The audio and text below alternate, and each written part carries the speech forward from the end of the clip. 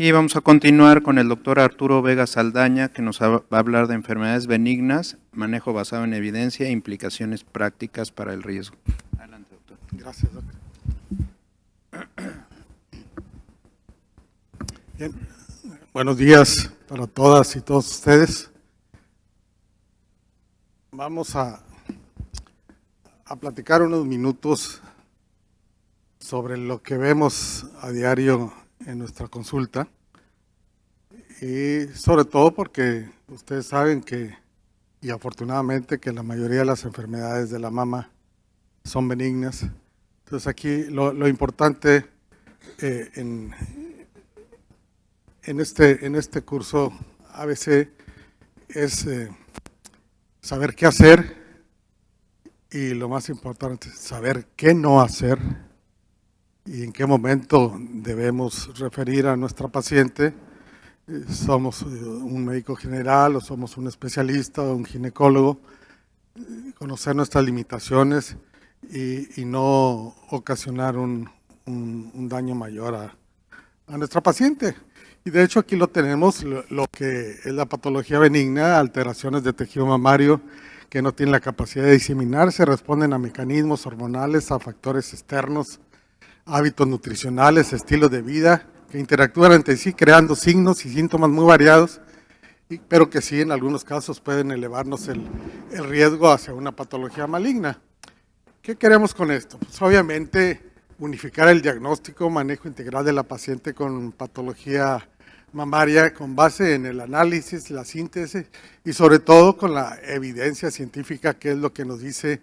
Y en tratándose de estas patologías muchas veces existen mitos sobre qué hacer. Queremos disminuir la referencia de patología benigna a tercer nivel, optimizar los recursos diagnósticos oportunos, disminuir esa ansiedad que hay ahorita con todo el mundo. Tenemos en un momento dado una conocida familiar o familiar de la amiga o del amigo que ha tenido cáncer de mama. Entonces todo eso ha ocasionado esa ansiedad y tenemos que disminuirla cuando nuestra paciente llega, porque lo primero que piensa es que pueda tener un cáncer y obviamente también requerimos mejorar esa calidad de vida. Y una parte importante, disminuir esa saturación de consulta que muchas veces, precisamente por esa ansiedad de cáncer, estamos enviando a pacientes a los centros oncológicos, hospitales especializados con patología benigna, que van y están ocupando una ficha de consulta que no les corresponde. Y sí me dejaron a veces a una que sí realmente trae un cáncer y que no alcanzó ficha. Entonces, de ahí que la importancia de poder diferenciar y poder saber a quién realmente enviar a un centro de especialidad, a un centro oncológico, y no saturar la consulta con algo. Bien, más de la mitad de las mujeres desarrollarán alguna patología benigna durante el transcurso de su vida después de esa edad, y como ya dijimos, el 90% llevan a las pacientes a nuestra consulta porque se tocaron una bolita, y ese es ahí donde tenemos que entrar y diferenciar qué tipo de bolitas estamos hablando. Y el desconocimiento de todo esto pues nos lleva a diagnósticos equivocados, exploraciones excesivas y una estrecha vigilancia que puede a veces angustiar a nuestra paciente cuando realmente no hemos llegado a un diagnóstico y sí las traemos dando vueltas, y creo que no se vale. Dentro de la clasificación de lesiones benignas, ya se ha mencionado las no proliferativas en un 75%, con todos estos padecimientos: quistes, fibrosis, ectasias, cambios papilares, fibroadenomas, metaplasias apócrinas, y las lesiones proliferativas sin atipia y las lesiones con atipia. Ahí vemos los porcentajes que puede haber en un momento dado de riesgos. Y muchas veces tenemos una pacientita que nos dice en consulta: pues sí, me operaron, fue un procedimiento benigno, y desgraciadamente no tiene ni sabemos ese estudio histopatológico. si nos dice la paciente o tenemos estudio de que su lesión benigna tenía apellido, entonces eso nos hace cambiar, es un foco rojo que se nos prende en la consulta. Una lesión con atipia ya nos cambia el panorama, aunque sea una lesión benigna. Sabemos que el riesgo potencial de un carcinoma posterior es más alto, pero desafortunadamente no siempre sabemos si esa lesión que tuvo nuestra paciente tenía apellido. Bien, ¿qué nos dicen las evidencias? Las lesiones proliferativas sin atipia tienen un riesgo 1.9 veces mayor de desarrollar cáncer, y las con atipia el riesgo se incrementa notoriamente.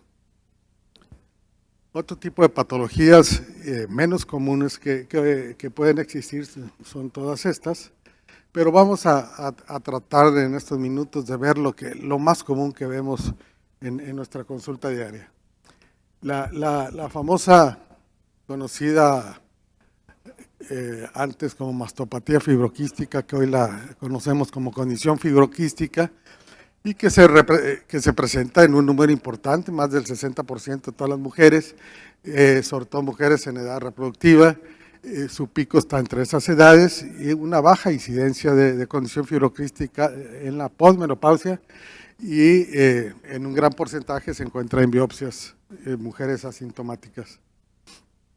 Estos quistes, pues obviamente sabemos que son tumoraciones de contenido líquido único o múltiples puede haber, y en cualquier lugar del árbol galáctolo-bolillar, y la evidencia nos dice que pueden ser palpables o no palpables, simples, complejos, quistes simples que se encuentran frecuentemente como hallazgos ultrasonográficos o como dicen por acá en la ecografía o en el eco, como lo conocen ustedes. Las causas, obviamente, hormonas ováricas, la herencia, la edad, un diagnóstico clínico, puede ser asintomático, masa palpable, fluctuante durante el ciclo, que es prácticamente, podríamos decir que es un alivio. En el momento en que la paciente dice, pues me toca una bolita y empezamos a hacer el interrogatorio, yo creo que no es por demás de insistir, de veras, insistir en una buena historia clínica. La historia clínica sigue siendo la base de un buen diagnóstico y se nos ha olvidado. Olvidamos la historia y nos vamos a las imágenes, al ultrasonido, a la mastografía, y se nos olvida que la base de todo es un buen interrogatorio, una buena exploración, y aquí lo tenemos.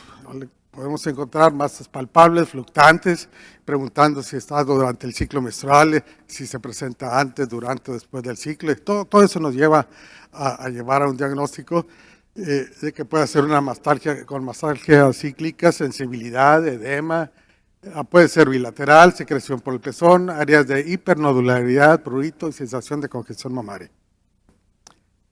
Tratamiento, pues, puede ser realmente muy multivariado. Los antiinflamatorios no esteroideos, diuréticos, en esos que estamos poniendo ahí, en esas dosis, tamoxifeno, vitamina E, dieta, danazol, bromocriptina. Sin embargo, estos dos sabemos que nos pueden ayudar, pero las reacciones secundarias que ocasiona son tan grandes que a veces tiene uno que poner en una balanza que tanto vale la pena hacerlo, ¿no? Sí nos puede ayudar, pero luego están más molestias por los efectos de molestias neurovegetativas que les ocasiona el danazol. Puede haber acciones intervencionistas, la punción, la exéresis cuando hay recidivas, y casos externos de mastectomía subcutánea con reconstrucción mamaria. Y esto, sobre todo en las cuestiones de los quistes, cuando realmente tenemos un quiste que está palpable, que ya tuvimos nuestro ultrasonido y que lo tenemos a la mano bien delimitadito, y si podemos hacerlo con una aguja podemos hacerlo en la consulta, pero esto pues obviamente se requiere poderlo hacer. Factores de riesgo modificables, la recomendación es dar una suficiente soporte para recomendar la reducción de cafeína y las grasas de la dieta, como muchas veces se dice que quitar chocolate, quitar café, etcétera. No hay la evidencia suficiente. Y la prevención secundaria, pues el ultrasonido y la mastografía en mujeres mayores de 40 años. lo que les menciono, si realmente lo tenemos bien delimitado en nuestro quistecito, podemos solucionar este problema en la consulta. Y desde la observancia del líquido, no es un líquido que normalmente tengamos que mandar a estudiar, a menos que básicamente que hubiera sangre, es lo que sí, y insisto, lo que la historia clínica nos pueda estar llevando de la mano. Las secreciones del pezón, que son otra cuestión que vemos con frecuencia, puede ser por uno o múltiples conductos. La gran mayoría, digamos, el 99% son benignas. Aspectos clásicos de pruebas de imagen, defectos de represión, la galactografía y la mamografía, la mastografía generalmente suele ser negativa. Los tipos de secreción ya vemos: hemáticas, serosas, serohemáticas, acuosas, y puede asociarse a una enfermedad. Cuando la secreción la tenemos verdosa, nos puede indicar una condición fibroquística o bien una ectasia ductal, y blanquecina, que generalmente suelen indicar lactancia. Y esto, obviamente, volvemos a nuestra historia clínica para poder saber si está lactando, si acaba de dejar de lactar, o bien muchas veces ni una cosa ni otra, pero tienen una estimulación constante de la glándula y puede haber la secreción láctea. Se sospecha una secreción patológica si tenemos una lesión unilateral por un conducto único, una secreción hemática, que es lo que más que nada nos hace prender un foco rojo, secreciones serosas o acuosas y que pueden ser espontáneas. Un 7 a 10% de las secreciones son malignas, y eso es lo que ya nos hace cambiar nuestro panorama. El papiloma es la lesión más frecuente, las secreciones bilaterales no espontáneas hemáticas a través de múltiples conductos, generalmente y en su gran mayoría son de origen benigno, y algunas veces puede requerir una valoración endocrina para poder llegar a nuestro diagnóstico concluyente. Los abscesos, también los abscesos, y sobre todo en ginecología, cuántas veces nos ocurre, y más de las veces en lo que conocemos con la famosa mastitis puerperal. Es una colección de pus dentro de la mama y es una colección severa, complicación severa de la mastitis. Estos son los factores predisponentes que nos pueden dar lugar a un absceso: estasis de la leche en pacientes primigestas, disminución de la frecuencia, una mala técnica, pezones agrietados, ductos de pezón bloqueado, enfermedades de la madre agregadas, una demasiada producción de leche, rapidez en el destete y presiones por el pecho. Todas estas situaciones que nos pueden dar ese riesgo potencial de que nuestra paciente pueda tener un absceso. Estas son las bacterias que generalmente lo ocasionan, estreptococos o estafilococos, y nos ocasionan celulitis menos avanzados. Su diagnóstico realmente no es difícil: inflamación, dolores musculares, fiebre, edema unilateral, eritema y sobre todo a la exploración clínica una masa palpable. Retromamarios unicéntricos, multicéntricos, subcutáneos, interlobulares o subareolares.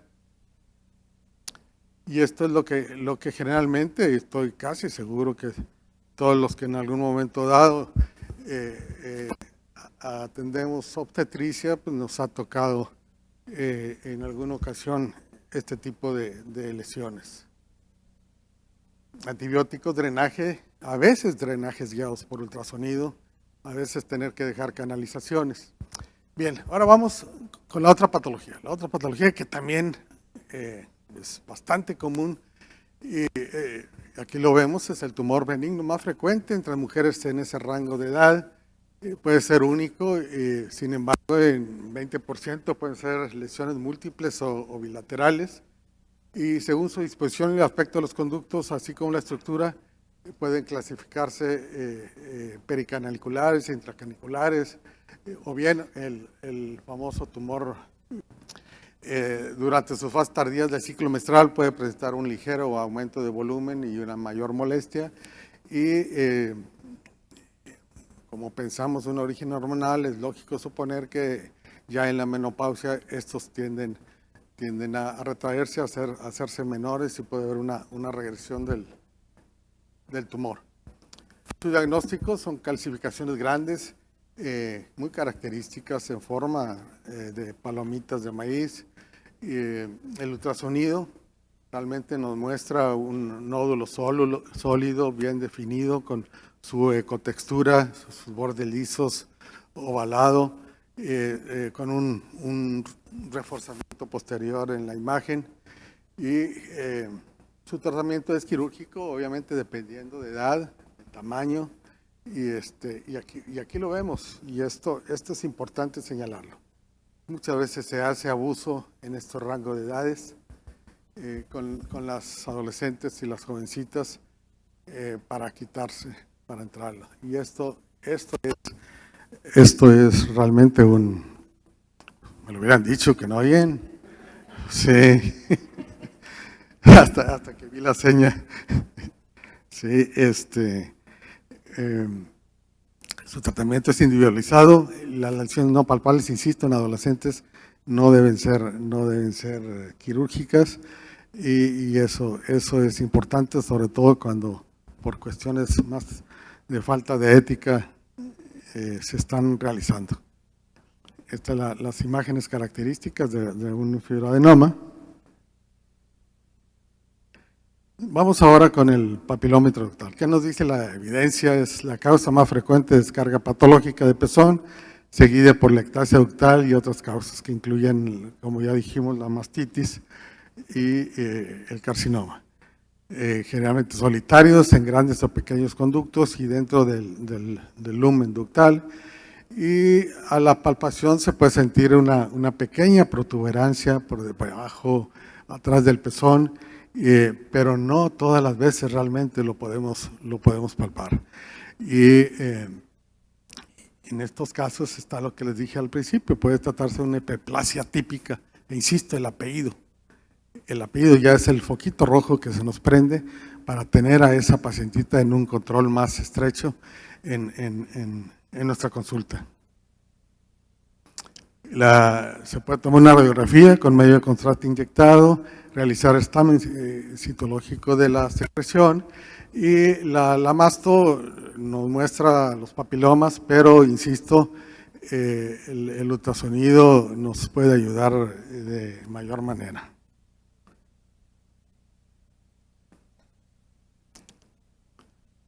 El tratamiento,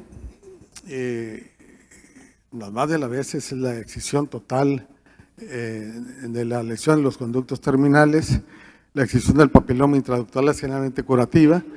En algunos casos puede haber lesiones múltiples, y aquí sí efectuar un estudio histopatológico para descartar un carcinoma. La otra patología que también vemos de todos los días, el dolor. El dolor de la mama, y que insisto, con el boom de cáncer que estamos viendo, la paciente, obviamente el dolor es dolor, y la que nos dice que le duele no nos llega a consulta a echarnos mentiras. Aquí nuestra obligación es diferenciar ese tipo de dolor, de dónde viene, si realmente es de la mama o es de otro sitio. Y eso es lo que tenemos que hacer con certeza.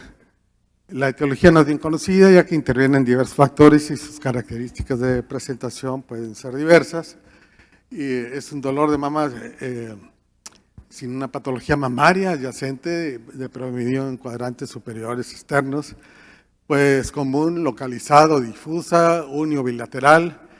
Obviamente ya dijimos, un motivo frecuente de consulta, y puede ser cíclica o no cíclica, que esto es, insisto, parte en nuestro interrogatorio y nuestra exploración. La teoría más aceptada con respecto a la mastalgia es ese edema que se produce por la retención de agua y sodio, secundaria a las fluctuaciones que tenemos de estrógeno y progesterona, que nos llegan a producir una inflamación y un aumento de la nodularidad.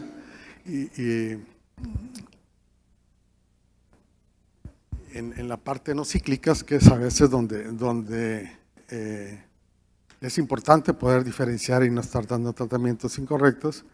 Pueden ser psicológicas, mastitis crónicas durante el primer trimestre del embarazo, el síndrome de Tietz y otras más. ¿Qué se recomienda y cuáles son las evidencias? Es una parte integral del tratamiento, informar y tranquilizar a la paciente de que esto no es necesariamente un carcinoma. Ya no sé si afortunadamente o desafortunadamente el cáncer de mama no duele, más que una poca proporción, pero y obviamente en etapas terminales. Por eso siempre he dicho que es una enfermedad silenciosa, y ayer escuchaban que el famoso tiburón, que ahí va bajo el agua y cuando da el mordisco es cuando ya muchas veces ya no podemos hacer mucho, y que es lo que en términos generales todavía tenemos ese gran problema en el país de estarlo detectando tardíamente. La recomendación es el uso de linaza en la dieta diaria como una primera línea en el tratamiento de la mastalgia, y el uso de brasieres con un buen soporte puede aliviar tanto la mastalgia cíclica como la no cíclica.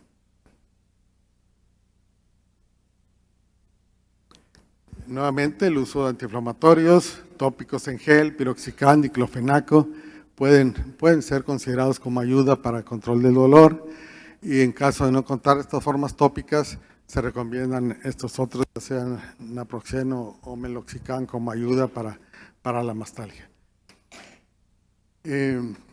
Estas son las otras cosas en que la evidencia nos dice que la aplicación de hormonales, medroxiprogesterona, realmente no hay una evidencia suficiente para utilizarlo, y no son superiores a un placebo. Y la nimesulida, dosis de 100 miligramos 2 veces al día, eso sí puede ser efectivo para disminuir las molestias. Los cambios de dosis de la formulación del esquema debe ser considerado para las mujeres con terapia hormonal. La terapia hormonal debe suspenderse si se considera necesario. Esto está en un nivel de evidencia 3. Y no existe evidencia a favor o en contra del empleo de anticonceptivos orales. Y no existe evidencia tampoco que apoye la suspensión de la ingesta de cafeína, toma de vitamina E o B6 como métodos para reducir el dolor.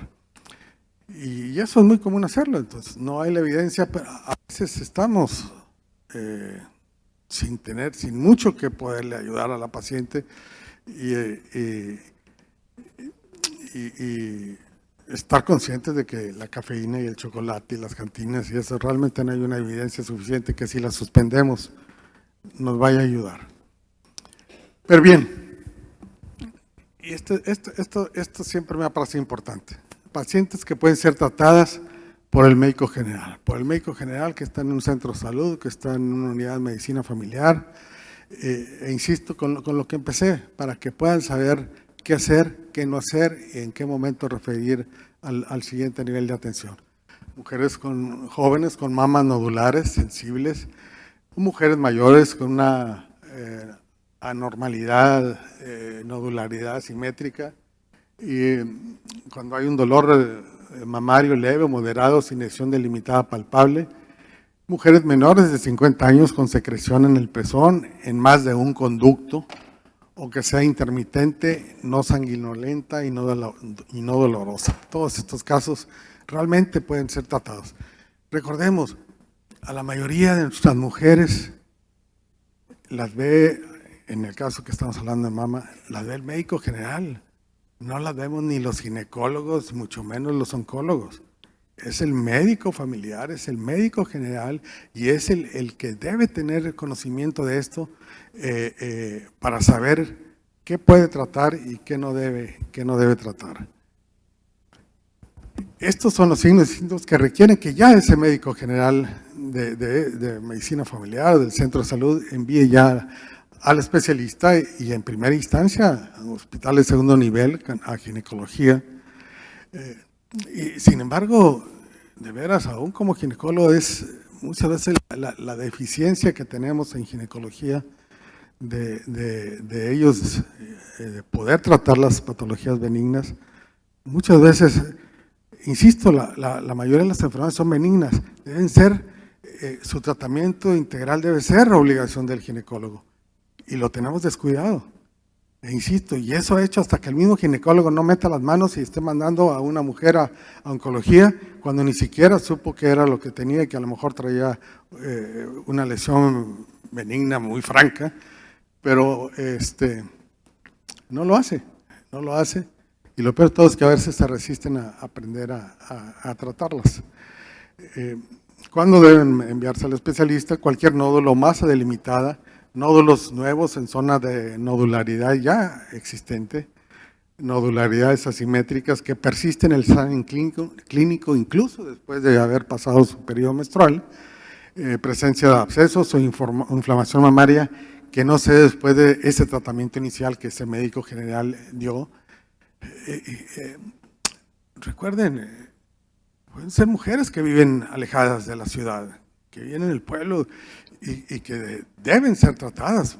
Primero, no tienen ni el dinero para andarse trasladando a la capital para poder ser tratadas, y a lo mejor hacen el esfuerzo por venir y resulta que no les dan un tratamiento ese mismo día y son pérdidas de tiempo. De ahí lo que insisto, el conocimiento que debemos dar a nuestros médicos familiares y generales sobre esta patología y evitar esas idas y vueltas de nuestros pacientes a las zonas urbanas.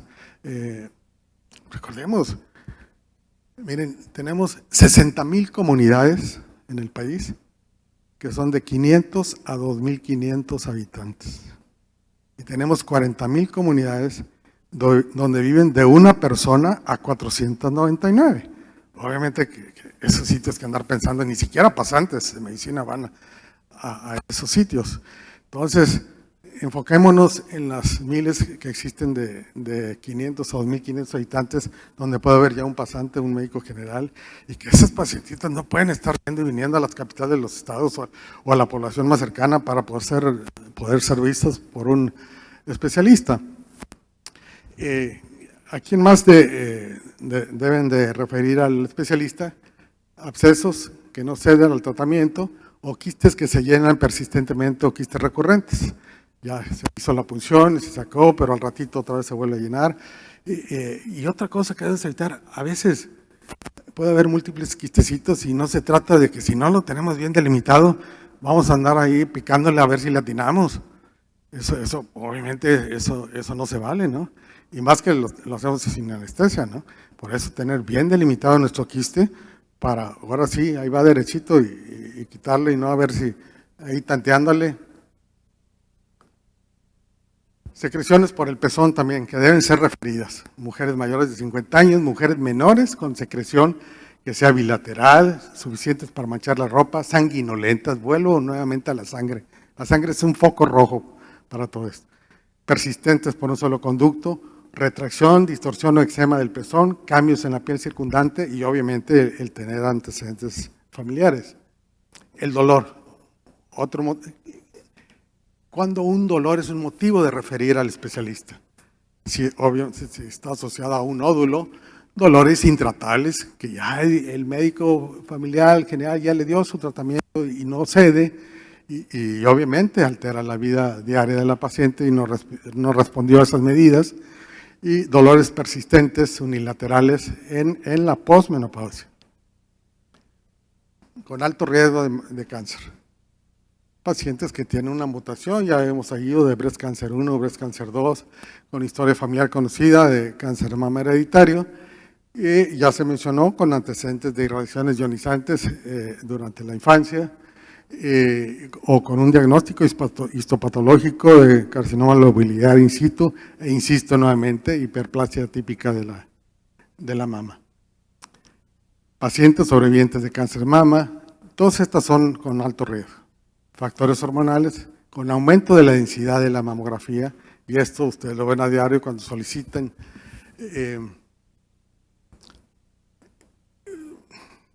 Acostumbrarnos a mandar la masto de tamizaje, de rutina a nuestros pacientes, pero también acostumbrarnos a que nos llegue el reporte y no guiarnos no guiarnos nomás por lo que nos dice el radiólogo. De por sí sabemos que los mastos tienen un porcentaje de error. Acostumbrémonos poco a poco a ver la imagen y si tenemos dudas, consultarlo con nuestra radióloga, nuestro radiólogo. No nos vamos a hacer tal vez unos expertos, y hablo sobre todo de curso ABC, médicos familiares, generales, ginecólogos. Tal vez nos volvamos unos expertos como Yolanda Villaseñor, Carmen Lara, etcétera, pero ir conociendo, nos llega un reporte y tener nuestro negatoscopio y no creer a ciegas, ya estoy en tiempo, lo que nos están diciendo. Y obviamente, y lo más importante, tenemos reportes con BIRRA 345, definitivamente referirlos ahí sí a la oncología. Y creo que me falta una, pero quítame eso.